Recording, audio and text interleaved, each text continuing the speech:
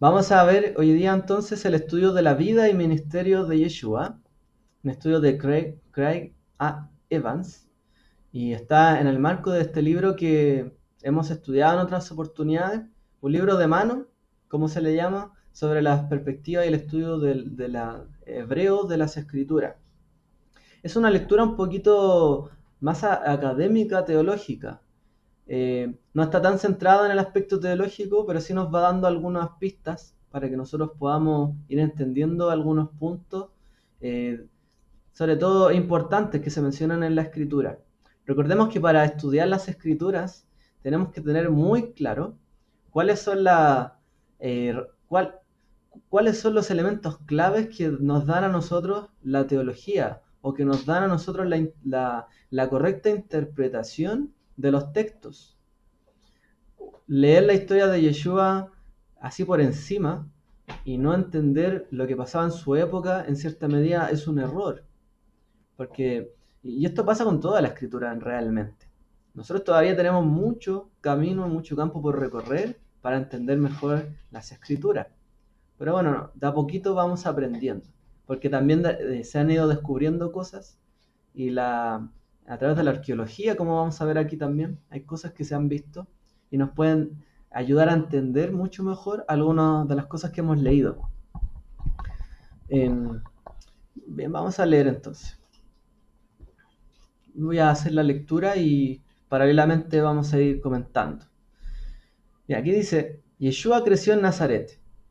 Era un pueblo pequeño de Galilea a unos 4 kilómetros de la ciudad de Séforis, que había disfrutado de un amplio desarrollo durante la administración del tetrarca Herodes Antipas. La propia Nazaret bien pudo haber sido una de las aldeas fundadas o refundadas en Galilea durante el reasentamiento asmónico y la rejudaización del norte tras la exitosa revuelta de Judá contra los seleucidas. Estamos hablando post tiempo de los Macabim, de los Macabeos, ¿cierto? De la época de Hanukkah, cuando recordamos que los judíos, estando en la encrucijada, ¿cierto? Eh, Gracias realmente al imperio griego, ¿cierto? Y bueno, y sus sucesores que habían quedado, que intentaron imponerle una carga dura al pueblo, llevarlo un poco hacia la idolatría, y ellos triunfaron. Entonces ellos retomaron su influencia dentro de Judea y dentro de las tierras, ¿cierto?, que pertenecían a Israel. Por eso se dice que Nazaret es una ciudad nueva, es una ciudad más nueva. Uno no lee Nazaret de repente por todos lados, eh, como si fuera una ciudad tan conocida en la Torá, por ejemplo. Es una ciudad que se fundó probablemente más tarde, una región, pero esa ciudad en particular. Y como dice ahí, es producto del proceso de rejudaización del norte. Entonces, cuando los judíos derrotaron, ¿cierto?, a los seleucidas, eh, o la Hasmoneos, ¿cierto?, después tomaron el poder, tomaron algunas tierras más hacia el norte, ya que ellos habían invadido. Por lo tanto, hubo una extensión también del territorio. Dentro de esa extensión, esta zona de Galilea, donde estaba Nazaret, también al parecer provocó cierto auge también y desarrollo de nuevas ciudades con la influencia de Judea, ya que eso es importante. Tenía la influencia del sur, de Judá, ya de la casa de Judá o de Judea, la ciudad. Entonces Nazaret puede deber su nombre a una alusión al ramo, ¿ya? Que en hebreo es Netzer, predicho por el profeta Isaías 11.1, donde dice un ramo crecerá de sus raíces. Netzer, como dice. Entonces ese ramo o esa rama, un tallo, se le llama Netzer en hebreo. Entonces, algunos dicen que incluso se puede deber el nombre a ese hecho, a esa profecía, que de ese lugar donde no había algo, floreció o nació una rama que hizo crecer esta ciudad nuevamente, o una ciudad nueva, que es Nazaret. Entonces es importante, ¿no? O sea, la ciudad de Nazaret lleva justamente una alusión, por lo que comentan algunos eruditos, del Netzer, del ramo, que es una alusión a la profecía finalmente, de que iba de ahí a surgir una rama, que iba a crecer, y de ahí iba a venir también salvación. Así que es importante ese punto. Un número de judíos del sur emigraron a Galilea en el norte, lo que explica por qué tenemos una Caná de Galilea, una Belén de Galilea y algunos otros pueblos con nombres de sus homólogos más antiguos al sur. Como les decía, este triunfo de los judíos sobre los seleucidas permitió un auge en nuevas ciudades y por lo tanto una pequeña migración. Gente de Judea se fue a vivir al norte. De hecho, el norte de Israel siempre fue más próspero. La tierra era más próspera, era más fértil, de hecho, que el sur. Tenía mucho más campos, más ríos, más lagos, mucho más, eh, mucho más próspero, y siempre fue más próspero el norte. Por lo tanto, muchos fueron emigrando probablemente, y bueno, también para fundar nuevas familias, un nuevo asentamiento. Entonces, de repente leemos en la escritura que hay una Belén de Galilea, Caná de Galilea. ¿Por qué se les llama a ellos muchas veces judíos en esa zona? Que no es un dato menor, a veces lo pasamos por alto porque entendemos judíos como el judío. Pero no, esta gente vivía ahí y eran judíos, es decir, eran del sur, pero vivían en el norte. Vivían en estos pequeños asentamientos. No eran, por así decir, descendientes de las tribus del norte, eran de Judá, que estaban viviendo en el norte. Ya, es un punto clave. Algunas de las personas que fundaron Nazaret bien podrían haber sido de Belén y con toda probabilidad eran de la familia del famoso rey David de Israel. El nombre de su pueblo puede haber sido un orgulloso recordatorio de esta ilustre herencia. También puede explicar por qué José, el esposo de María, la madre de Yeshua, visitaba Jerusalén anualmente. Traducción de Lucas 2:41 dice, solía ir a Jerusalén todos los años. ¿Y por qué José tenía que estar en Belén para un censo? Entonces, si él vivía en Nazaret, o sea, ¿dónde nació Yeshua? De repente hay algunas contradicciones. ¿Nació aquí o nació allá o por acá o por allá? ¿Y por qué está en Belén, de repente en Nazaret? ¿Qué es lo que pasa aquí? Entonces, probablemente, para tratar de desenredar eso, es que él efectivamente haya sido de Belén. Pero mucha gente de Belén vivía en Nazaret o vivía en el norte, en estos pequeños asentamientos. Entonces probablemente algunas de las personas que salían de la ciudad para formar familia, nuevas casas, etcétera, iban a otra ciudad. O ya se planteaban su vida para vivir en una ciudad y probablemente estas pequeñas ciudades del norte fueran algo atractivo en aquella época.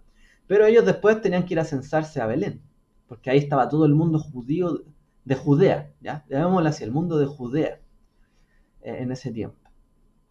Así que él iba todos los años a Jerusalén, no como los samaritanos que eran del norte, por ejemplo, descendientes también de algunas de las tribus de Israel. No, ellos eran de Judea, por lo tanto celebraban como los judíos del sur todas las festividades, etc. ¿Ya? Aunque el historiador y apologista judío Flavio Josefo no menciona el nombre de Nazaret, la arqueología en curso ha descubierto al menos 3 viviendas privadas que datan de cambio de época, lo que confirma la existencia del pueblo judío en el siglo I a.C. o antes de la era común. El nombre de Nazaret aparece en una inscripción del siglo IV encontrada en Cesarea Marítima. O sea, existió Nazaret. Sí, existió. Y se encontraron algunas casas en esa zona. Por lo tanto, probablemente había algún tipo de asentamiento o aldeas por lo menos. La afirmación de que no hubo ningún Nazaret, que es un invento cristiano, son excéntricas y no son seguidas por los historiadores o arqueólogos. Por lo tanto, ¿existió Nazaret? Sí, existió. Probablemente no fue una ciudad tan grande como Belén u otras ciudades del sur, pero sí era una aldea emergente, como un pueblo, por así decir. Un pueblo donde emigraron algunas personas a vivir en ese lugar. Hay pruebas convincentes de que Yeshua se formó en el contexto de la fe histórica de Israel como mediador de las escrituras, leídas e interpretadas en la sinagoga. Yeshua estaba familiarizado con la gran historia de Israel y abrazó plenamente la visión redentora de los profetas. Yeshua, por supuesto, nació en un contexto judío y nació en la fe judía, en la fe de Israel y en la fe histórica de Israel. Se formó en este contexto. Él estudió las escrituras en ese minuto, ¿ya? Las escrituras que habían. ahí podemos hacer alguna alusión ahí al canon. La escritura en la época de Yeshua el canon no estaba cerrado. Ojo con eso. En el tiempo de Yeshua existían las escrituras y era este conjunto de rollos o de libros sagrados, pero todavía no existía la Biblia como tal. Ni siquiera existía el Tanaj completo como un canon. Pero sí se sabía que habían algunos libros que eran más canónicos que otros, porque tenían más copias y eran más utilizados por la mayoría de la gente. O sea, los libros más divulgados eran los que iban a formar parte de este canon. Las escrituras que leía Yeshua a veces, por ejemplo, tenían varias versiones de un mismo libro, dependiendo de la comunidad. Pero porque en la antigüedad no había una imprenta. Las copias no eran iguales. Los escribas quizás no escribían todo igual, por un lado o de otro, le agregaban, le quitaban. Eh, Hay una serie ahí de complejidad. Pero él entendió y abrazó las escrituras, porque todo su lenguaje habla de ellas. Estas escrituras son la ley, los escritos de los profetas. No se sabe bien desde cuándo se les llama así, ley, escrito y profeta. No se sabe de cuándo viene esta tradición, pero por lo menos se ve ahí en el Brit Hadashah, en el Nuevo Testamento. Por lo tanto, se sabe que hay un antecedente, ya previo, de cuál es, donde ya se estaba formando y consolidando el canon. Importante. Yeshua estaba familiarizado con todo esto y abrazó también la visión redentora de los profetas. Y esto es clave. No solamente abrazó la Torá, la tradición de Israel, también abrazó la visión redentora de los profetas, que daría también origen a su discurso, o el sustento, por así decirlo. Él rezaba las oraciones de la sinagoga. Claro, él iba a la sinagoga. Probablemente tanto en arameo como en hebreo. Aunque el griego se había extendido desde la conquista de Alejandro, el Grande, el Magno, y está ampliamente atestiguado en inscripciones, papiros y fuentes literarias, en los tiempos de Yeshua la mayoría de los judíos hablaban en arameo. De hecho, yo le he mencionado, no recuerdo cómo se llamaba, un experto en arameo que una vez leía su artículo y él decía que habían por lo menos 6 dialectos diferentes de arameo en la época de Yeshua. Eh, Esto no es, a ver, es como hablar español, no sé, pues, español de España, español de Chile, español de Argentina, una suerte de dialecto como que tiene algunas palabras diferenciadoras. Quizás es más claro por lo que escuchaba yo en Brasil, que realmente hay varios tipos de portugués y cambian un poco más incluso. Es algo así, ¿ya? Dialecto se refiere como diferente forma de hablar, finalmente, el arameo. Así que él hablaba el arameo de Galilea. Por eso, de hecho, por eso eh, Pedro y otros más lo identifican que son de Galilea, porque hablan el arameo de Galilea. No hablan el arameo de Judea, por ejemplo. ¿Ya? Hoy día eso es notorio a veces cuando uno escucha a alguien que es de la capital y otra persona que es de regiones. A veces es notorio eso en los países. O en Venezuela, no sé, los de la costa, los que están más cerca de Colombia, me imagino. O los de Caracas, los de Maracaibo, hablan ahí, tienen su dialecto diferente. Para que se hagan la idea de qué implica esto. Así que ellos hablaban arameo, rezaban también, oraban en las sinagogas. Los libros más antiguos que se leían ahí, por supuesto, eran la Torá, el Génesis sobre todo. Los libros del Génesis son los más antiguos que por lo menos tenemos el registro. La historia del Génesis son muy antiguas. Y de eso por lo menos hay cierto respaldo. Eh, a ver, me quedé. Otros quizás en el sur hablaban o al menos escribían hebreo. Probablemente también mucha gente seguía y mantenía el hebreo. Obviamente el tema de la escritura siempre fue importante en la escritura hebrea, Kitab Ivri, porque ahí fue dada la Torá. Pero luego que vino Esdras, ¿cierto? Y dice que él leyó la Torá al pueblo y la interpretó. Esa palabra interpretar se entiende como que la tradujo. Como el Targum, por ejemplo, que es una traducción del hebreo al arameo. Le dio a entender a la gente en su lengua. en su dialecto la Torá. Entonces de ahí que el arameo también tomó cierto grado en la liturgia, cierta importancia también. No solamente el hebreo era utilizado, eh, pero sí, de todas maneras, el hebreo era la Lashon HaKodesh, la lengua sagrada o la lengua de donde venía la Torá, lo más importante. La otra, que estaba Shuri, que es la letra persa, asirias, perdón, que se refiere a las letras del hebreo hoy día, vienen después. Pero aún así el judaísmo o el judaísmo de la época igual tomó estos elementos. Eh, aquí. Bien, todas las pruebas sugieren que Yeshua asistía a la sinagoga con regularidad y frecuencia. Por lo mismo que dice la escritura. Las excavaciones arqueológicas han revelado al menos 10 sinagogas anteriores al año 70 y cerca de Galilea, incluyendo una en Magdala, la probable ciudad natal de María Magdalena. O sea, esto que aparece en la escritura no es un invento. Se ha descubierto, hay hallazgos que muestran que existían sinagogas. Entonces no está en el aire que Yeshua iba a una sinagoga o que iba en cierta una y otro lugar. No, por lo menos dice ahí que hay unas 10 sinagogas anteriores al año 70 cerca de Galilea. No es menor. Por ejemplo, aquí en Chile, no sé cuántas sinagogas hay, la verdad. No sé, tenemos en Santiago varias, pero hay unas que ya no están funcionando. Aquí estamos hablando que las sinagogas son centros activos, ¿ya?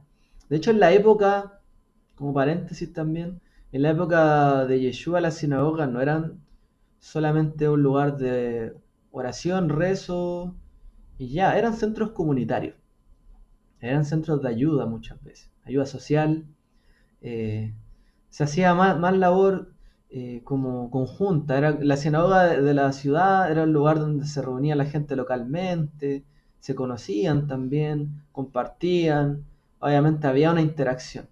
O sea, como una comunidad judía, por así decir, más que solo una sinagoga. Eran comunidades que, que, que, que dialogaban, ¿cierto? Se relacionaban las personas allí. También había ayuda que se hacía a la gente, como hoy día, muy similar. Eh, Yeshua no solo asistía a los servicios de la sinagoga, sino que también predicaba y enseñaba en la sinagoga, como se escribe allí. Y también se nota por el respeto que tenían sobre él. Esto probablemente explica por qué se le llamaba frecuentemente rabí o rabino o raboni, ya rabí y raboni, que se le llamaba a él. En el texto griego que tenemos allí se denotan estos términos, rabí y raboni, que son términos para denotar a los maestros, ¿ya? Así que estos términos, de hecho, salen en la escritura, se usaron acerca de él. A Yeshua se le llamó rabí o rabino, y también se le llamó raboni, que es también una categoría y una manera de decir maestro. Y como dice ahí, es equivalente del griego de epístata, maestro, o didáscalos, un maestro. Eh, Tiene que ver con un tema como de maestro, como aleccionador, por así decir, que sería como el segundo. Eh, Probablemente se habrá referido mucho más a los que daban instrucciones eh, como que dictaminaba cosas. No solamente era un maestro que enseñaba las escrituras, sino que también dictaminaba cierto tipo de cosas, como Rabboni, ¿ya? No solamente interpretaba las escrituras, las enseñaba, sino que también dictaba cierto tipo de... tenía una voz, una autoridad, ¿ya? A eso se refiere como la otra variación. Yeshua se refiere a sí mismo de esta manera y es llamado así por partidarios, oponentes y no partidarios. Antes del año 70 de la era común, la designación de rabino o rabí era de Yeshua, perdón, era informal, incluso vaga, y carecía de las connotaciones posteriores de la formación formal. Es decir, en aquel entonces no era un rabino lo mismo que hoy día es un rabino. Por ahí hoy día han surgido un poco esta categoría de rabí o rabino como local, como que hay un maestro, está en una comunidad y se le suele llamar rabino. Esto pasa hoy día. Eh, Ha pasado también en las comunidades judío-mesiánicas, yo diría que en gran medida. ha pasado en muchos países, no digamos que en todos. Entonces ha surgido como esta espontaneidad de un maestro y le llaman rabí. Pero hoy día el concepto rabí no tiene una formación formal. Estos rabí, por ejemplo, podrían no haber estudiado en ningún lugar. Podrían uno no saber de dónde viene y uno respetarlo como maestro. Pero hoy día no, hay una formación formal de los rabinos, hay un lugar donde se estudia para obtener este título, que es un título. Entonces en aquella época no era un título formal, sino que era por así decir, era como un rol que tenían. Ellos enseñaban, se les respetaba porque ellos conocían mejor las escrituras, sabían interpretarlas mejor y las enseñaban a la gente.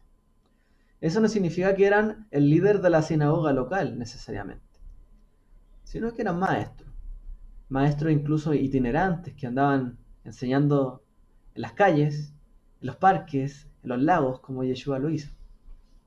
¿Ya? En tiempos de Yeshua era un término de respeto y a menudo implicaba que la opinión de uno, esencialmente lo que respecta a la fe y a Dios, era muy importante y debía ser respetada. De todas maneras, aunque no era una formación formal que se demandaba de estas personas, su opinión sí era importante, como decimos. La opinión realmente en cuanto a la fe y Dios era importante de estas personas. Era importante y debía ser respetada. O sea, era tomada en cuenta. El hecho de que Yeshua enseñara regularmente en las sinagogas y se dirigiera a él como rabino, demuestra lo profundamente arraigado que estaba la fe y la tradición judía. Entonces él actuó, y bueno, de hecho él actuó como un fariseo en este sentido. Las sinagogas, esto no sale aquí, pero las sinagogas son de origen fariseo prácticamente. No el origen, pero por lo menos sinagoga, como término como tal, eran fariseas. Habían otros centros comunitarios como se le tradujo al griego eclesias. En el griego, cuando se hablaba de eclesias, se refería no solamente a un lugar de congregación como religioso, sino que a un lugar de congregación en general. Por ejemplo, una reunión o un sindicato incluso, un tipo de sindicato donde se reunían trabajadores, era una iglesia. Era un tipo de reunión local que tiene un propósito. Gente se junta y es una iglesia. Término similar a sinagoga. Pero en particular el término sinagoga se refiere a estos centros, ciertos judíos, fariseos, donde se enseñaba la Torá, donde había un relacionamiento. Ellos prácticamente tenían la hegemonía de las sinagogas. Habían otros centros comunitarios de los esenios, por ejemplo. Ellos también tenían centros comunitarios que hacían mucha ayuda social. Sobre todo se centraban en los pobres. Es como ellos tenían también su sentido religioso, pero no era como abierto hacia todo el pueblo, era un núcleo más cerrado. Las sinagogas eran abiertas para todo el pueblo. Era como la religión oficial, por así decirlo. ¿Ya? Así que Yeshua demuestra finalmente que tiene un contexto farisaico, ya que existe, es llamado rabí. Los saduceos no eran llamados rabí, al menos hasta donde sabemos. Pero realmente el contexto de todo es fariseo. No vean ahí los que tienen alguna aprehensión con ese término, quítenselo de la cabeza. Es como que yo dijera chilenos hipócritas.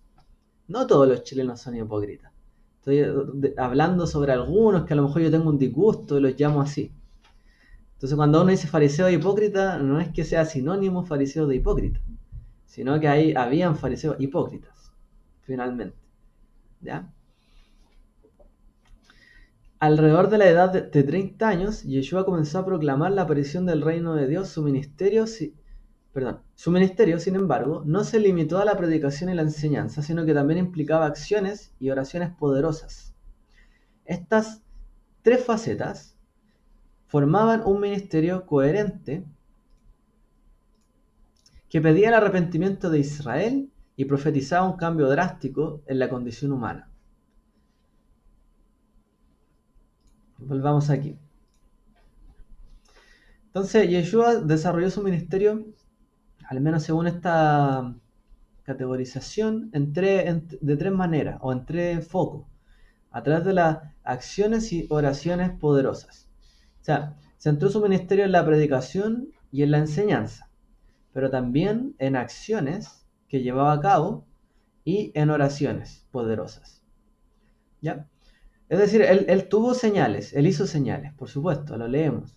De hecho, por allá los que critican si existió o no Yeshua o Jesús, o Jesús, eh, por ahí hay muchos detractores, porque claro, no hay una evidencia que diga esta persona existió en particular, ya que para ellos considerar estos textos como evidencia no demuestra empíricamente que haya existido, pero fue tan atestiguado finalmente que él hizo milagros, que uno de los hechos que reconoce por lo menos el estudio de la ciencia bíblica es que él efectivamente hizo milagros. No es mentira que hizo milagros. Él hizo milagros. Y por eso es que también revolucionó mucho la época.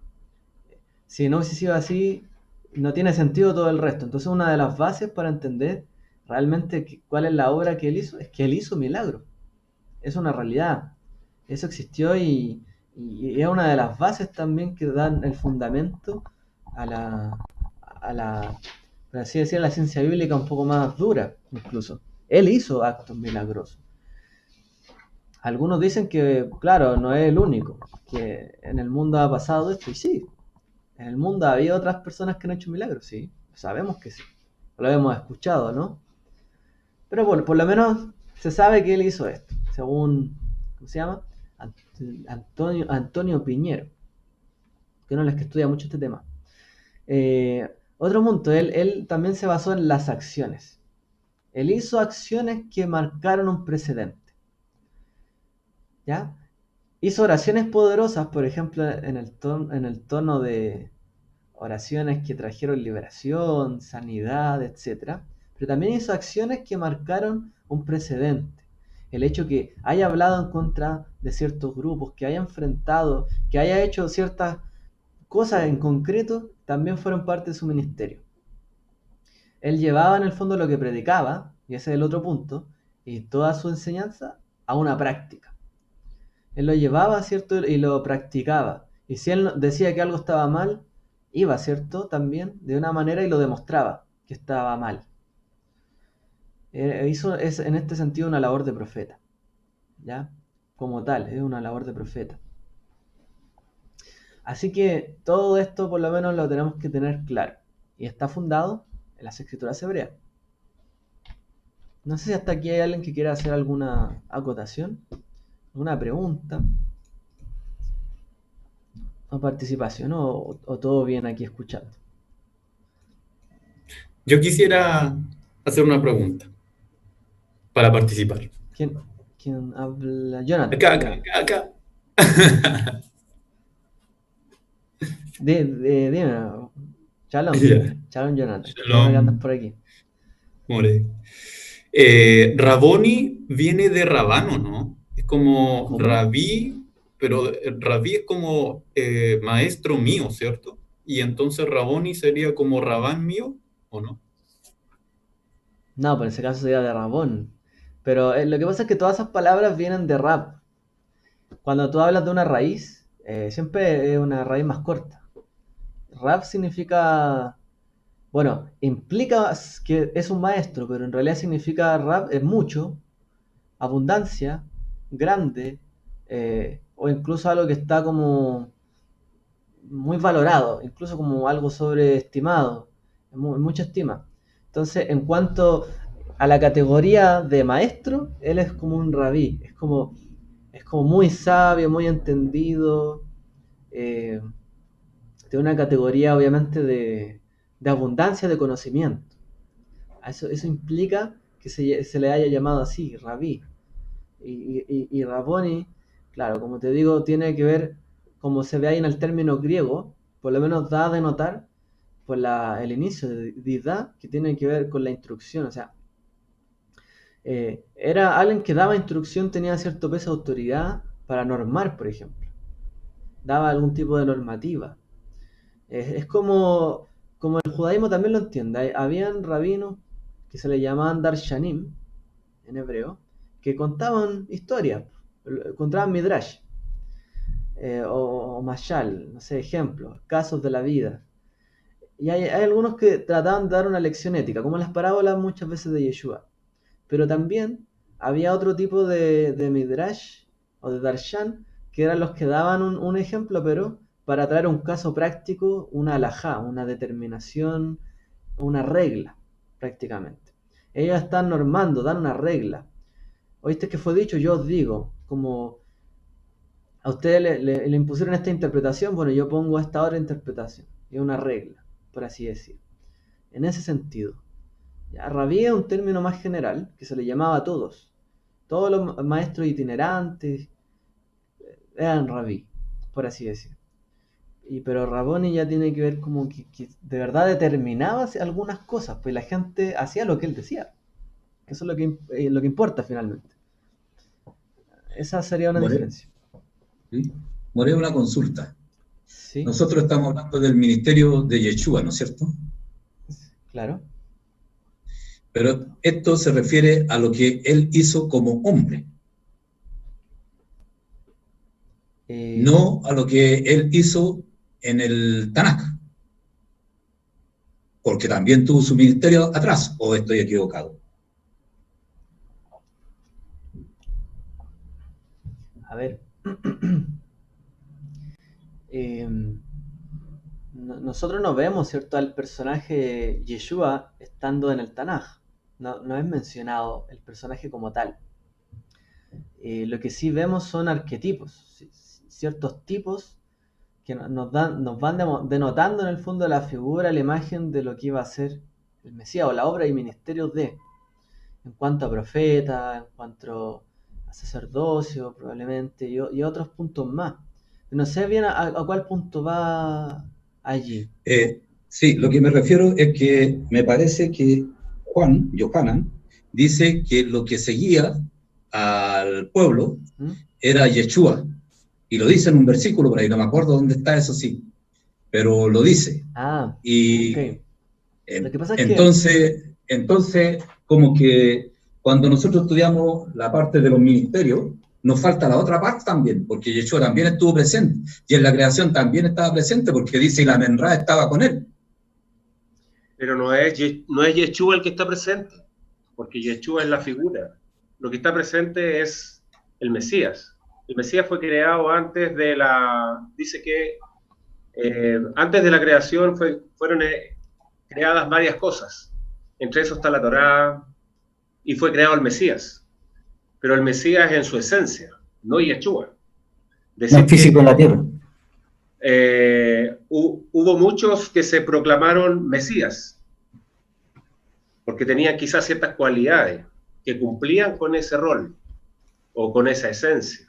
Pero decir que Yeshua estuvo en el Tanaj o Yeshua estuvo, no sé, cuando se abrió el Mar Rojo. No, yo no lo digo. Me parece que lo dice Yohanan y lo corrobora el apóstol sí, No Shaul, habla de Raf Yeshua. Shaul. No habla no habla de Yeshua, habla de su esencia. Sí. La esencia del Mesías. como él era Porque la roca, él habla del verbo, de la él era el palabra. Memra, claro. Sí. Ahí tenemos que Pero, separar pero no habla de Yeshua, no le pone. Lo menciona.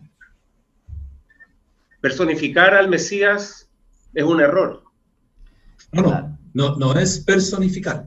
Sí, pues lo está personificando porque le está no, poniendo, porque, un porque pronombre. está llevando error. Él actúa como espíritu, no actúa como persona vidente. Y él se hizo hombre después. Lo que pasa es No. que la interpretación que viene Yeshua adquirió después de los la hechos parte pasados, cumplió ese rol. claro, lo que pasa es que, a ver, tenemos que entender una cosita, y es evidente, o sea, de repente nosotros leemos la Biblia de una manera teológica, siempre bajo nuestras creencias, pero tenemos que separar algunas cosas allí. En el Tanaj jamás se menciona a Yeshua, ¿ya? Eso es un punto, eso no se puede negar. La vida, obra y ministerio de Yeshua están en lo que vemos en el Nuevo Testamento, el Vita Hadashah. Que muchas de las cosas que acontecieron en la Tanaj hayan sido, en el fondo, ellos lo hayan interpretado y hayan visualizado en el fondo que lo que aconteció allí también fue motivo o motor o también el mismo, como decía hermano, una misma esencia de lo que sucedió allí era también la esencia del mismo Mesías Es una interpretación posterior. Entonces, tenemos que situarlo de todas maneras de la manera en que está escrito. La vida y obra de Yeshua, Nuevo Testamento. No hay Yeshua en el Antiguo Testamento. Aunque se mencione que él era tal cosa, aún así es incluso una reinterpretación del texto. ¿Ya? En el texto mismo no aparece, entonces es una manera de leer o incluso de releer el texto. ¿Ya? Y esto no es solamente para nosotros, lo fue para ellos. Cuando Yeshua dijo que estaban escritas sobre él muchas cosas, ¿ya? En él estaban escritas muchas de las cosas que pasaron, que acontecieron allí. Él dijo lo que está escrito en mí en los salmos, los profetas, en otro lugar, en las profecías. Eso implica en el fondo que él está releyendo en el fondo o reinterpretando estos puntos para que la gente tenga ahora un entendimiento incluso más completo, más acabado de lo que ya se sabía, como lo que había de fondo. Pero no es que él haya estado o participado literalmente. De hecho, eso nos generaría algunos conflictos en cuanto a de qué manera apareció si no se menciona. Y personalmente, por ejemplo, yo veo que este tipo de cosas pasa en la Kabbalah. La Kabbalah interpreta, por ejemplo, que Hillel era Moshe, que Hillel era... ¿Quién más? Hay varios.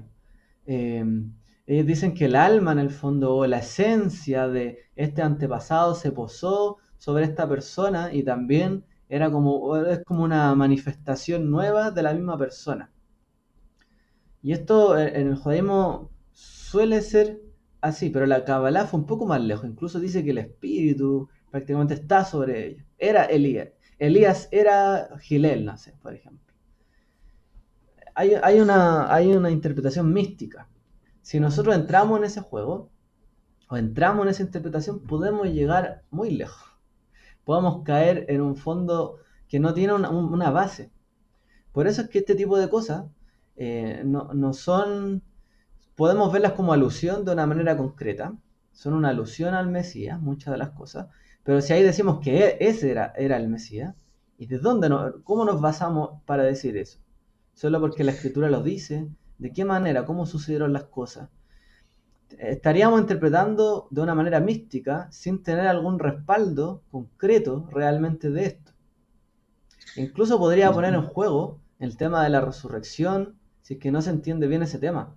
Entonces el judaísmo, en este sentido, lee la resurrección y la reencarnación a la vez. Porque van haciendo esto una y otra vez. Entonces uno tiene que tener cierto cuidado con estas afirmaciones. Pero en el tema Peshat, la vida y obra de Yeshua está en el Nuevo Testamento. Ya, le dejo lo último. Pero aquí termino porque yo no quiero ser vaso de tropiezo. No se preocupe, si generó ahí participación. Sí. No se preocupe. Sí. Yohanan 8:58 dice, de cierto te digo, antes que Abraham fuera, yo soy. Y ahí nos habla de esencia. Bueno, el ser es una esencia. Nosotros también somos esencia entonces. Claro, por supuesto. Ahora, eso no significa, por ejemplo, que hay que poner en su lugar. Por eso nosotros creemos en la preexistencia del Mesías. ¿Ya? Eso es un hecho, es una declaración, parte de nuestra declaración de fe. Creemos en la preexistencia del Mesías. Porque lo afirma la misma Escritura, que el Mesías se manifestó de antes como el texto que leyó. Otra cosa es releer que ciertas cosas que pasaron, ese era el Mesías en particular, ahora es Yeshua. ¿Ya? Ahí tenemos que separar que él era, pero en el momento en el que vino como hombre, tomó la esencia de la carne. A lo mejor, claro, uno puede decir, a lo mejor como espíritu obró, hizo otra cosa en otro tiempo, pero sería un poco especulativo.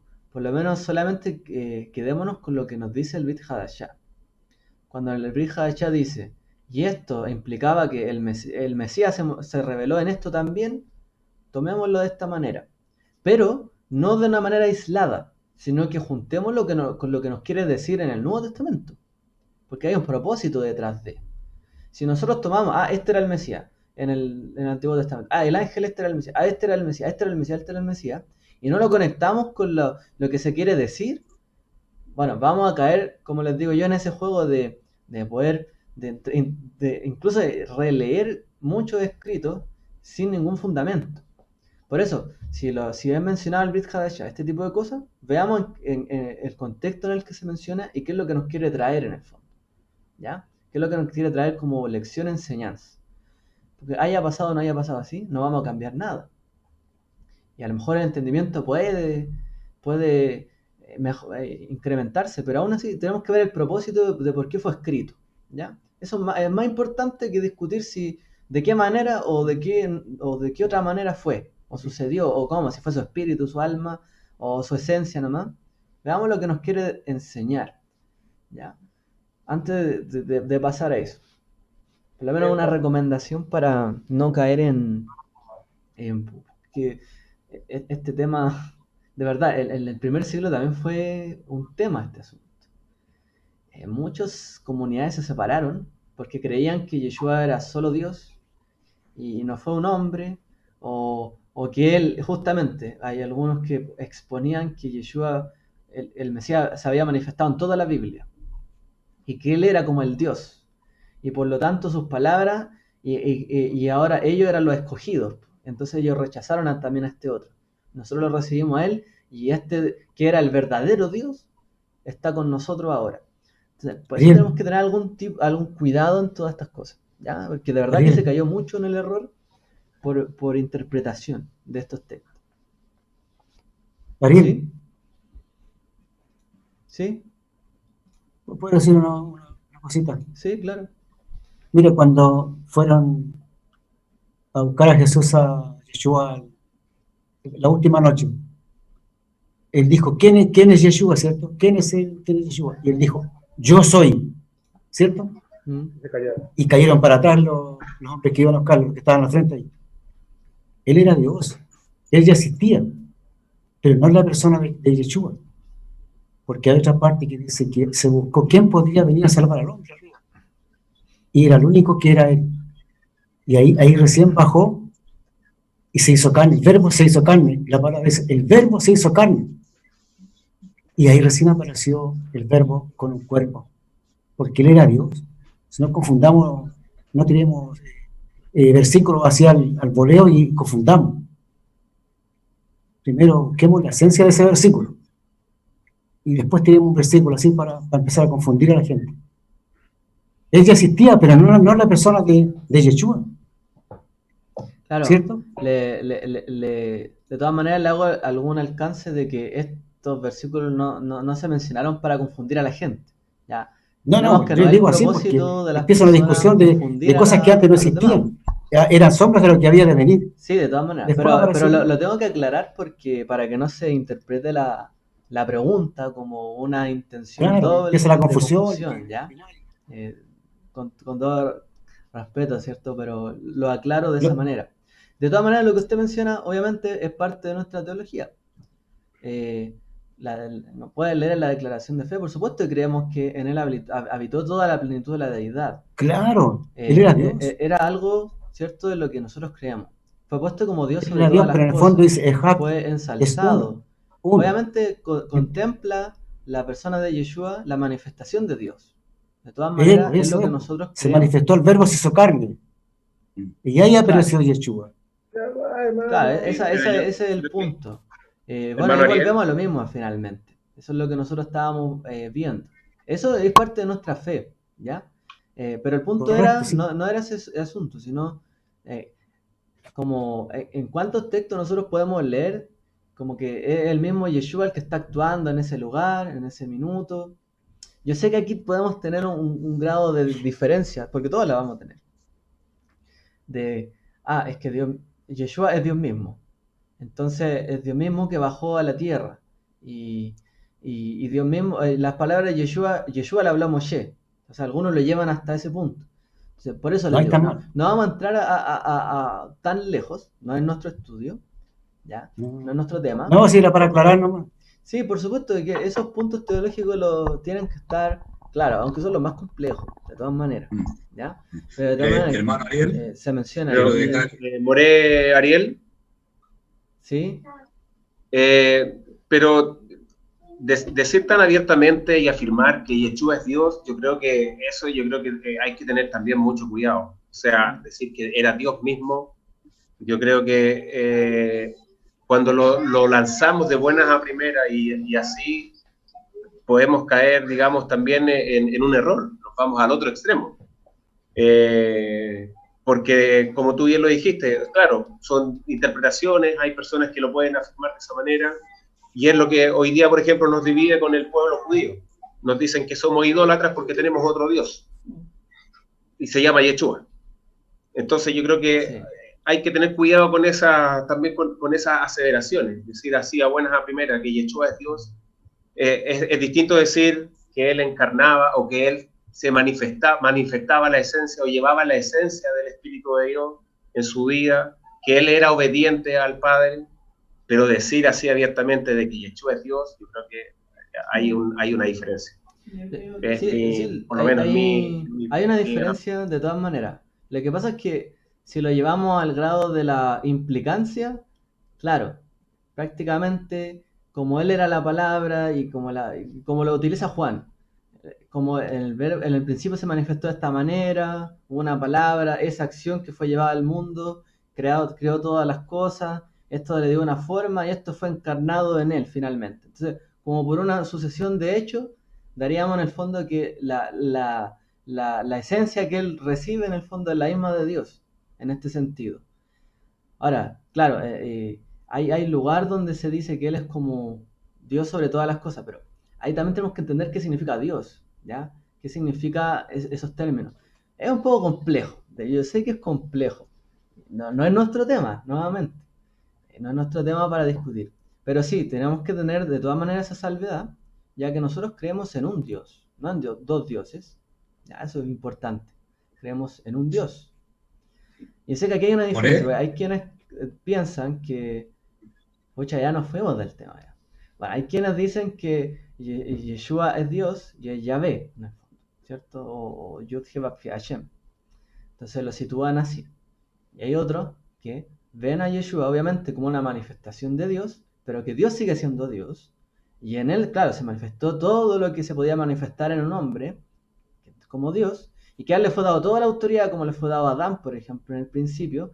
Entonces recibió toda autoridad para hacer todo, prácticamente fue puesto como gobernador de todas las cosas, como lo era el primer Adán, y en el fondo recibió la misma autoridad y delegación de Dios mismo, ¿ya? Para no entrar en el tema de que hay dos dioses. Bueno, en particular, muchas de las comunidades de raíces hebreas tienen la primera opinión, que Yeshua era Dios mismo, prácticamente. Dios mismo bajó y el cielo se quedó sin Dios, prácticamente, una cosa así. Y van a mucha interpretación detrás y se cala un poco más a fondo. El judaísmo mesiánico general no va por ese punto, sino por el segundo punto, ¿ya? Porque creemos en un Dios. Y no es que Dios ha cambiado. Dios se ha manifestado de muchas formas, de muchas maneras al mundo. Eso lo hemos entendido. En un momento habló a través de una forma, de otra forma, y se manifestó también a través de Yeshua, como escogido y elegido. Y fue siempre el propósito de esta manera. Pero no, eso implica que Yeshua, claro, fue puesto, como dice el libro de Colosenses, prácticamente como Dios sobre todas las cosas. ¿Por qué? Porque Dios significa juez también. Fue puesto también como un legislador, como el que impera ahora sobre todo, porque le fue dado toda autoridad y dominio. Pero no Eso quise significa que decir él yo. esté sobre su padre. Entonces su No, padre no, es Dios. Y él exacto. está bajo la autoridad de su padre. Pero por implicancia, como lo vimos en Juan 1.1, como mencionó, claro, él termina siendo como Dios. Y por eso también dice Filipenses, siendo de la forma de Dios, no lo tomó como forma que aferrarse. Entonces, por implicancia, claro, llegamos que él recibe en el fondo, es como Dios, Y como recibe la toda la palabra autoridad. revelada realmente, como la misma palabra de Dios mismo. mm, Fuera de allá, fuera de más lejos que, con toda sinceridad, nosotros no sabemos ni siquiera cómo es el alma. No sabemos ni cómo está formado nuestro espíritu más allá de lo que es el cuerpo físico. Ni siquiera sabemos cómo funciona todo el cuerpo físico. menos vamos a poder entender cosas que no hemos visto ni hemos sabido, ni toda la profundidad que eso implica. Entonces, entrar en hacer esas contradicciones, o a veces esas contradicciones, es innecesario. Nosotros creemos en un solo Dios, y eso tiene que estar claro. Y es el mismo Dios de siempre, de toda la vida, no ha cambiado. Y Dios mismo envió a su Hijo y se le llamó su Hijo porque Él guardó en todo lo que su Padre le habló. Yeshua, ¿a quién le oraba? Al Padre. Hay un ente separado. Si nosotros decimos que hay, o que Dios es 3 en 1, 2 en 1, hay un conflicto muy serio, porque mucha de nuestro fundamento teísta se cae a pedazos. Porque si no hay un solo Dios, hay mucha implicancia en cuanto a cómo se formaron las cosas. ¿Ya? Entonces, la afirmación absoluta es que Dios es Dios. Esa es la afirmación más absoluta que hay. ¿De qué manera se manifiesta Dios en nosotros? Porque en nosotros también puso divinidad, como la misma escritura dice. ¿Y de qué manera puso esa divinidad en el Mesías? En toda su plenitud. Bueno, a lo mejor podemos categorizarlo así, como en niveles. ¿Ya? De todas maneras, Yeshua está por sobre todos nosotros. El Mesías está por sobre todas las cosas. Por lo tanto, es como Dios sobre todas las cosas. Pero no es Dios sobre Dios. No, Tiene que haber uno, ¿ya? En ese sentido, algunos lo ven como él preexistía antes de Abraham. Probablemente haya sido, en todo el universo creativo que Dios hizo, uno de los seres, por así decir, que más se le asemejó, el primero quizás. La primera creación, probablemente. Porque eso está dicho allí. Él es el primogénito. Él es el primero. Y como es el primero, es la imagen más clara de aquel que lo creó. Recibió la mayor, por así decir, claridad, revelación o esencia de aquel que lo creó.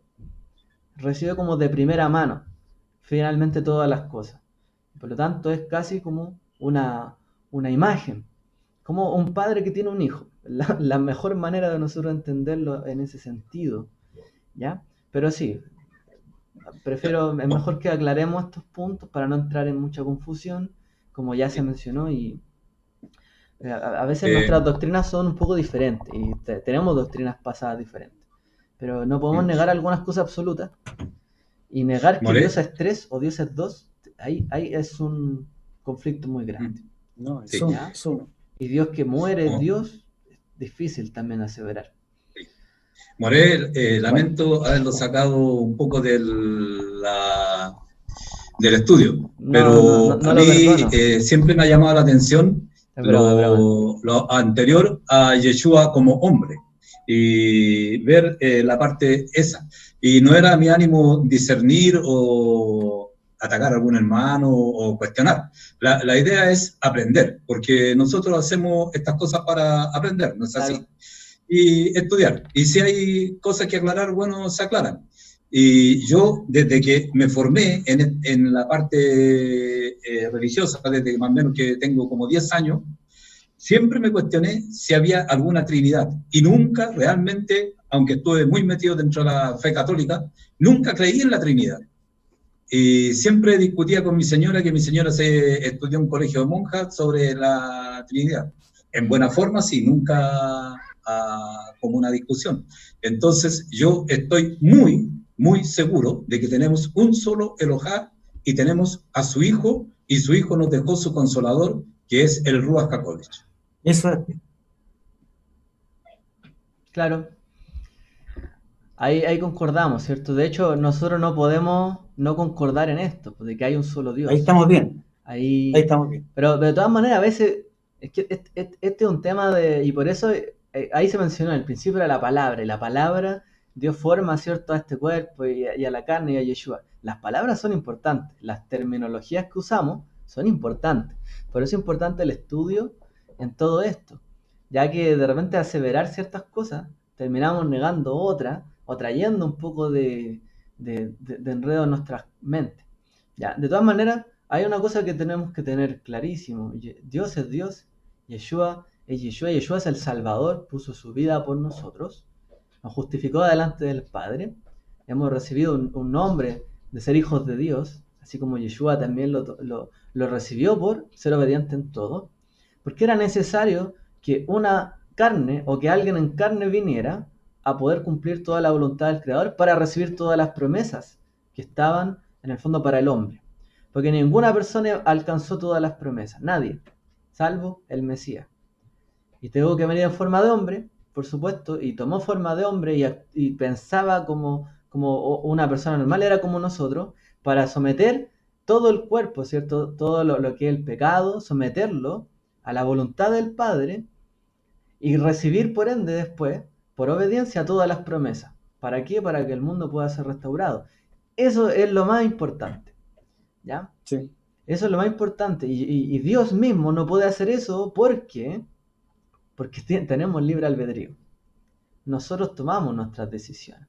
Entonces, ¿qué es lo que hace Dios? Nos facilita algunas cosas. Nos da el método, la forma para que nosotros nos podamos acercar a Él. De esta manera vino Yeshua para poder acercarnos al Padre. Y ese es el objetivo final. El objetivo final no es adorar al Mesías, aunque por supuesto va a recibir toda gloria, honra y honor, como está incluso puesto en Apocalipsis. Eso es así. Pero el objetivo es que volvamos al Padre. Entonces Él fue el que nos comanda para volver ahí. Si nosotros quitamos ese punto, es como que todos podemos ser como Él en el sentido de que Él era Dios. Y todos convertirnos en dioses. Tampoco es algo congruente con nuestra fe, ¿ya? Así que Yeshua nos comanda en cuanto a nuestro camino de retorno al Creador, al Eterno, y nos trae este método salvífico para nuestras vidas. Esto es lo más importante incluso que decir si eso no es Dios, o de qué manera es Dios o qué no es Dios, que las personas lo puedan entender. Obviamente esto es importante cuando uno habla con gente que menos conoce, por ejemplo. ¿Por qué uno le habla del Mesías? Pues quiere que la persona pueda arrepentirse, pueda ver su realidad y pueda acercarse a Dios. Y Yeshua ofreció este camino para acercarse a Él. Eso es lo que impacta en nuestra vida, elementalmente. El tema de cuál es su esencia, de qué manera o más allá, probablemente nunca la comprenderemos, y eso es la verdad. En los seminarios rabínicos, los simposios judíos mesiánicos, perdón, nunca han llegado a un acuerdo en esto que nosotros hablamos ahora. No tienen un acuerdo, tienen puntos en comunes que son lo que están en nuestra página web, ya son los mismos, pero no han llegado como a ese punto de qué manera es Dios, de qué manera es divino, hasta qué punto, por allá hay diferencia.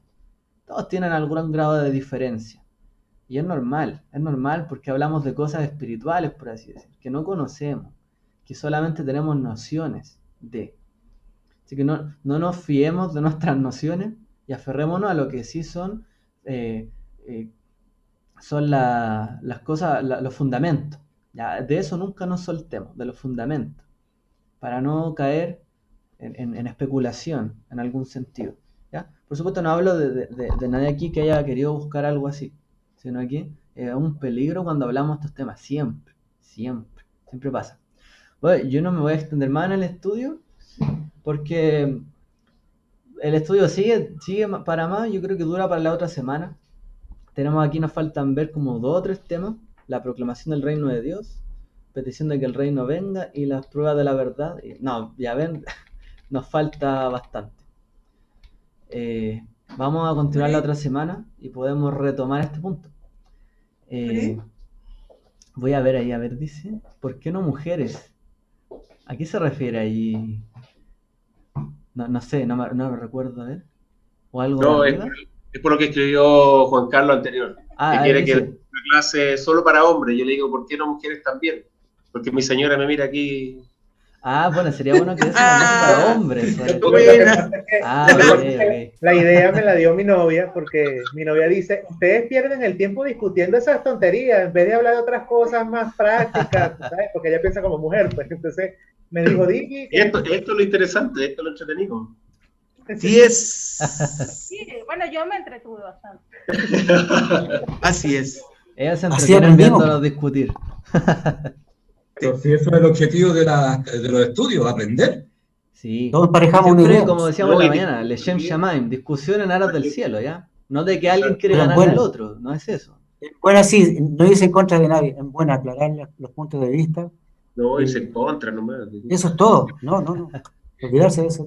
Y aquí nace otro estudio prácticamente, porque uno tendría que ver realmente si Yeshua estuvo en el Tanakh o no, como esencia, como Ruach, o como Nefesh, o como dijo el hermano Bueno, que En las nombró varias profecías. lo que cosas. pasa es que Él yo estaba creo en que las profecías, era mencionado. con lo que Ariel acaba de explicar, queda claro la posición mayormente de lo que Se sería, maneja en la comunidad. o sea, se maneja en la comunidad, y lo que por lo menos yo también estoy de acuerdo, porque si Yeshua, la Biblia sí dice que el Cordero fue inmolado antes de la fundación del mundo y todo lo demás, y obviamente eso pudo haber sido así, obviamente, pues lo dice Pedro, pero la gente ha tomado ese tipo de textos para decir, bueno, fue inmolado, entonces él vino y él se le apareció, él es Melquisedec, y él es este, y él es otro. Entonces empiezan a la gente a especular que Yeshua apareció en todos lados. Y no, pues no, es muy... Eso mayoritariamente lo maneja mucho la gente de raíces hebreas que sí, mayoritariamente esos grupos que creen que en las dos casas y esas cosas tienen ese tipo de conceptos. Y bueno, o sea, mayoritariamente la gente de ese tipo de pensamiento no les gusta cambiar esa opinión. El que piensa distinto a ellos casi que lo parten en dos. En el papel Ya- o ya- la teología cabe todo. Podemos hacer la alusión y una conexión totalmente rebuscada de muchas cosas, y podemos hacer esto en todo tipo de cosas. Y es por algo sencillo, que el mundo que conocemos maneja ciertos arquetipos, ciertos tipos de elementos que se nos parecen en diferentes circunstancias, temáticas. Entonces uno como que asocia lo que a uno le parece que se asocia con esto, y esto no, es que tiene una esencia con esto, y de repente uno puede llegar a... Y, y no es tan erróneo en el sentido de que todo viene de Dios, y Dios es Claro. uno. No hay mucha sabiduría, hay una sabiduría. No hay muchas inteligencias, no hay muchos conocimientos. Finalmente todo culmina en uno, ¿ya? Por eso negar que Dios es uno es un completo error, porque todo va a terminar en uno. De todas maneras, ahí podemos discutir, como vemos, algunos puntos. No hay ningún problema, no hay ningún problema. De hecho, una de las cosas que más me preparé, por lo menos los años anteriores, o que traté de estudiar mucho, son estos temas que la gente suele preguntar, justamente para tener clara cuál es nuestra posición. Pero en el papel y en la interpretación, yo puedo decir que Korah fue un populista, pero la Torah no Sí. dice que Korah fue un populista. O que era Pero chavista. yo estoy diciéndolo porque hay un fin en la enseñanza. Era comunista. Era comunista. Sí. Hay un fin en la enseñanza. Y el Brit Hadashah Era envidioso, también sí. utiliza esto. Sí, Hay un fin en Pero- decir que él también era esto. O sea, lo mismo que hoy día se nos manifestó, lo que se nos manifestó a nuestros padres. Lo mismo que ellos vieron o recibieron, es lo que nosotros ahora también estamos recibiendo. Las promesas que a ellos se les fueron dadas, ahora las estamos recibiendo en nuestras manos a través de él. O sea, conecten las cosas en el fondo. El propósito no More. es decir, este fue Yeshua, este fue Yeshua, este fue Yeshua, sino que conecten las cosas. Conecten la Torá con el Brit Hadashah, conecten los hechos de Yeshua con lo que pasó antes, para que entiendan de qué se trata esto. Ese es el objetivo de por qué se utiliza que él fue la roca, que él era el Dabar, para que conectemos la unión de de este entendimiento de Dios, finalmente. Sí. More, ¿Mm? una cosa, que nosotros estemos todos de acuerdo, pero también estamos todos de acuerdo y podemos estar equivocados. Por eso el judaísmo aconseja leer todos los días la Torá, para ir entendiendo. Y por otro lado, hemos visto que muchas congregaciones se pavonean de tener millones de personas, pero nosotros sabemos que realmente están equivocados. Y ellos sí siguen en su juicio de que están bien. Entonces nosotros tenemos que estar todos los días prácticamente, o lo que se pueda, estudiando para ver si estamos dentro de lo correcto y estamos haciendo lo que realmente nuestro Elohá quiere. Claro. Ahora usted dijo que nosotros podemos estar equivocados también. Ellos también pueden estar en lo cierto y nosotros equivocados. Por supuesto, Tenemos sí, que someter por supuesto. todo, por supuesto, al entendimiento. Entonces, Pero ojo, por eso hay que no estudiar todos los días. solamente... Como aquí súper quiero mencionar subjetivo que... lo bueno y lo malo. O sea, yo estoy bien, él está mal, pero eso es súper subjetivo y de acuerdo a mi prisma, de acuerdo a lo que yo puedo mirar. Ellos también nos pueden mirar a nosotros y decir que somos súper religiosos y que estamos súper equivocados. Entonces, eso es súper subjetivo. Por lo tanto, cada quien, y por eso esto es importante la fe.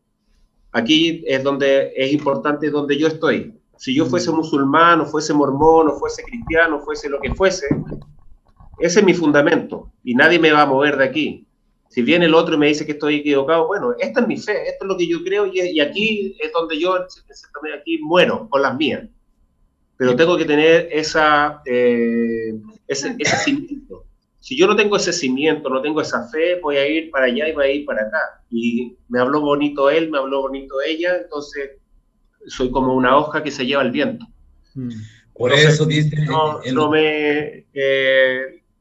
si el otro opina que estoy bien o estoy mal, me da lo mismo. Y si a mí me da lo mismo si los otros están bien o están mal. Lo importante es que yo como persona, como familia, estemos en un camino, en una fe, en un fundamento.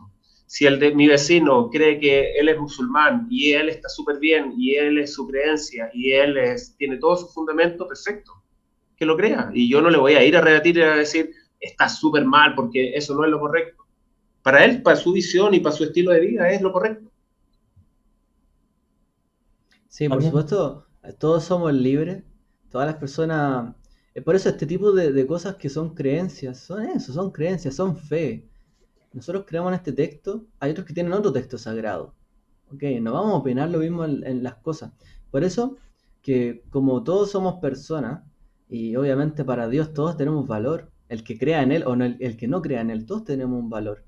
Por lo tanto, también tenemos que someter las cosas, no solamente al texto como tal nuestro sagrado, también tenemos que someterlo un poco al juicio común, a nuestra racionalidad. El Eterno nos dio a nosotros el pensamiento. Aunque no nos hubiese dado la Torá, nos dio la racionalidad para que pensemos, para que meditemos, para que hallemos verdad, justicia, para que no seamos crueles y veamos cómo hacer el mundo, cómo funciona el mundo, cómo puede ir mejor.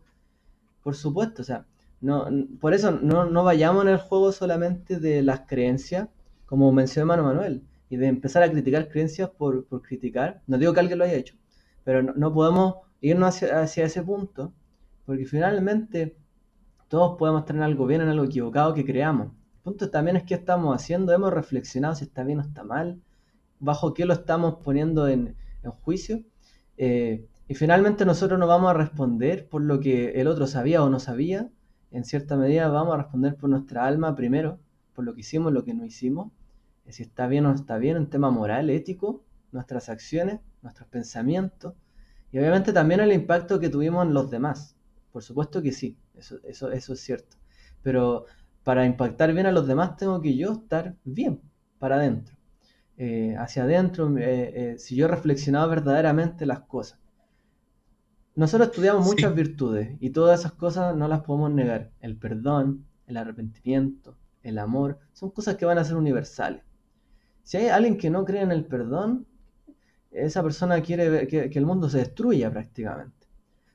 Nosotros tenemos que siempre velar por lo que construye el mundo y lo que edifica, todo lo bueno, lo digno, y eso lo encontramos en la Torá, por eso lo estudiamos. Y llena nuestra alma porque nos llena de justicia, de amor, de bondad, nos hace abrir los ojos cuando estamos cegados por el odio, el resentimiento, y somos nosotros confrontados. En esto sí le podemos ayudar al mundo y a la gente, incluso ni siquiera tocando el tema de qué cree o qué no cree. Pero como personas somos los más, así como Yeshua tuvo que venir, como personas somos el agente que más puede impactar al hombre. El hombre puede impactar más al hombre que cualquier otra cosa. Porque ni siquiera lo que Dios haga va a poder afectar tanto nuestras vidas si nosotros queremos hacer cualquier otra cosa. Lo que le pasó a Israel, aunque estaba a lo mejor el Eterno ahí en medio, hacían lo que querían igual. Solamente el hombre es dueño de su vida y solamente el hombre al parecer impacta tanto la vida de otros hombres. Y Yeshua también, como hombre, nos impactó porque vivió en carne, sufrió lo que nosotros sufrimos, dolor, persecución, y aún así perseveró. Y es difícil de decir para todos. Entonces, como hombre también nos dio todo ese ejemplo y esa virtud. Eso también es algo muy loable, que a lo mejor uno dice, es que él era Dios, y porque era Dios, y él hizo todo perfecto, como a veces se piensa. No, él era hombre, un cuerpo de hombre, con sufrimientos de hombre, y el hecho de que él lo haya hecho bien, nos habla a nosotros que sí se puede, y nos inyecta de fe también. Y eso también algo loable en el aspecto de que creemos que obviamente viene como hombre, Incluso llega a ser más importante que él haya que él haya sido sometido a todos estos padecimientos, a que él no haya sido sometido a nada, como Dios. Y ahí hay como una gran diferencia también en por qué creemos esto. Ahí añado otro punto que, bueno, creo que también es interesante. Voy a leer, si me permiten, algunos comentarios que están acá en YouTube y para ya ir cerrando, para que no quede ahí algo mencionado, alguien que haya quedado que no sé, que no lo vimos. A ver. Shabbat Shalom, María Angélica. Dios te bendiga, tenga una buena semana. Luz puso, porque de tal manera amó Dios al mundo, que dio a su Hijo unigénito para que todo aquel que en él cree no se pierda, mas tenga vida eterna. Amén. Os digo, a todo el que me confiese delante de los hombres, el Hijo del Hombre le confesará también delante de los ángeles de Dios. Lucas 12:8. Claro, el testimonio. Nosotros vivimos bajo la instrucción del Mesías, vamos en el fondo a ser juzgados también bajo esa instrucción. Si alguien no recibió la instrucción del Mesías, pero también tuvo razonamiento, también recibió de sus padres qué era lo bueno, qué era lo malo, va a ser juzgado por eso. Y en particular nosotros vamos a ser juzgados por la palabra en la que creímos. Eso es una realidad también, que no podemos negar. Por eso es que a veces la gente nunca haya creído ni oído nada de Dios o con otra religión, pero también va a ser juzgada de manera justa. Porque el Eterno es juez justo para todos. ¿Ya? No perdamos ese foco también. A ver, aquí otro comentario. Dice, estuvo buena la clase de Morariel. Igual es interesante hablar sobre la naturaleza de Yeshua y todo lo que es la unicidad versus Trinidad. Sí, es interesante y es bastante... Complicado. Bastante, ¿cierto? Toca un poco una de las creencias de fe más grandes. Por lo tanto, puede llegar a convertirse ahí en una zona, ¿cierto?, de ardua discusión. En aras del cielo, por supuesto, que siempre sea así. Sí, creo que fue muy entretenido. Me parece que la costumbre de debatir está muy apegada a los estudiantes judíos. Sí, el tema es de estudiar en pares o en discusión es algo muy propio del judaísmo y realmente no podemos nosotros dejarlos de lado, ya que todo el conocimiento que se nos ha generado en gran parte es por la discusión, incluso la Biblia, incluso el canon de la Biblia. No, que este sí, que este no, que esto sí, que este verso, incluso todo esto generó también beneficio para nosotros. Korah Chávez Maduro, dice Brian. Bueno, yo creo que hay algunos conceptos que se hablan en el Brit Hadashah, son desde la eternidad, porque el Eterno no tiene tiempo. A veces eso puede llegar a confundir, sí, también. El Eterno no está sometido al tiempo. No es que está antes o está después. Él está antes y después a la vez, porque está fuera del tiempo. Sí, también hay un punto interesante. Que dice Eliana también dice, bueno, muy buenas discusiones, es de donde más se aprende, ¿ves?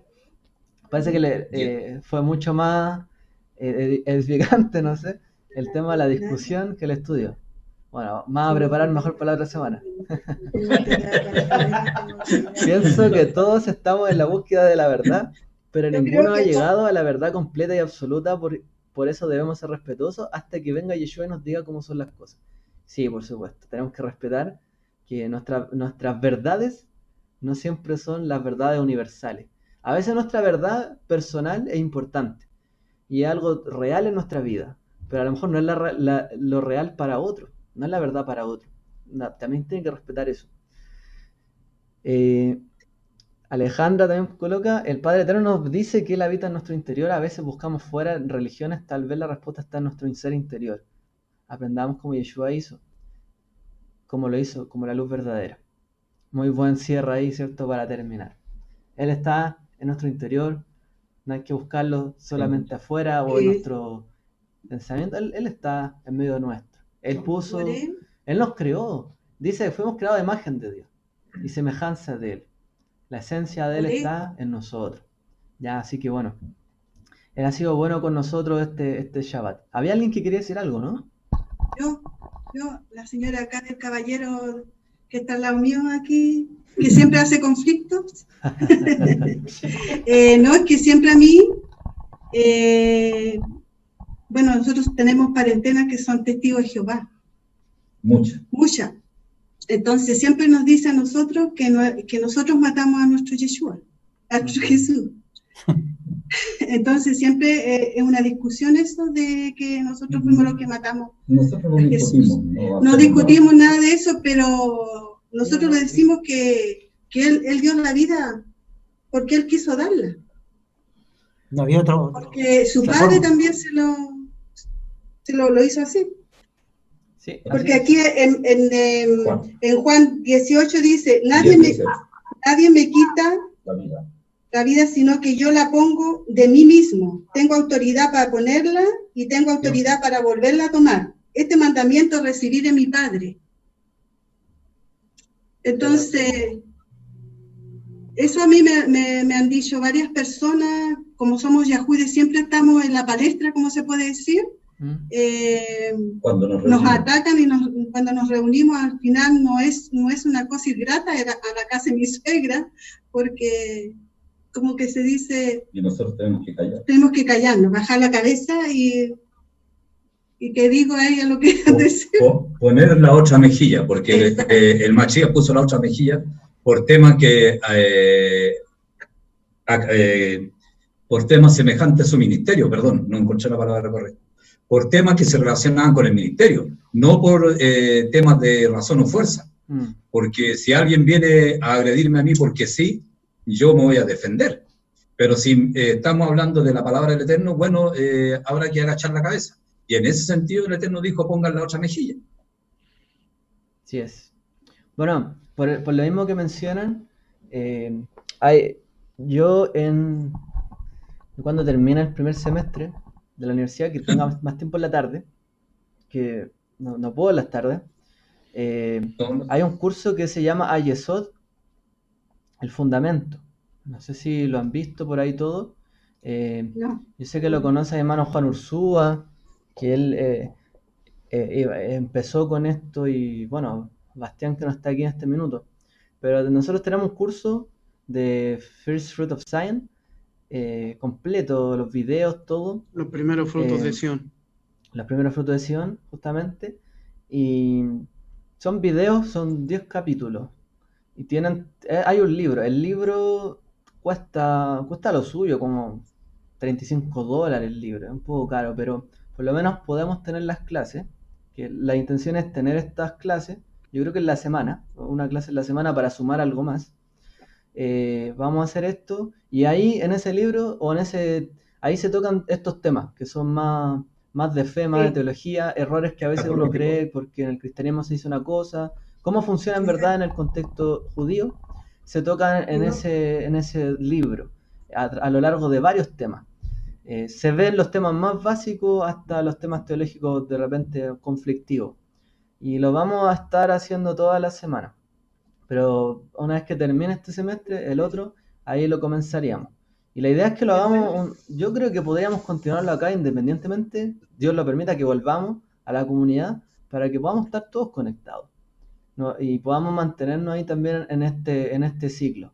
Va a ser fundamental que todos, nuevamente, como lo hicimos hace varios años, nos sometamos de nuevo a todo un contexto de la fe, de qué creemos, qué es la Torá, qué es acá, para que también nos nivelemos con toda la gente que nos hemos incorporado y podamos dar una buena respuesta y una mejor respuesta a estas cosas que a veces se nos preguntan, tengamos una mejor base. Así que con la ayuda del Eterno lo vamos a hacer. Tenemos los videos, yo voy a prepararles presentaciones del libro, porque no van a tener el papel, pero bueno, les voy preparando las cosas más elementales y las vamos hablando ya en ese estudio. Va a ser de video y también de actividades, ¿ya? Y de preguntas y toda esta relación. Lo vamos a hacer, así que no se preocupen. Está en la agenda. Bueno, hermano, ha pasado bastante la hora, son las 9:15. Sí, More. Gracias, More. Toda More. Es tarde. A estos hermanos hay que echarlos por pedigüeño. Son muy golosos. Quieren comerse todo. Bueno, hermano, así que yo le anuncio eso, esperando que le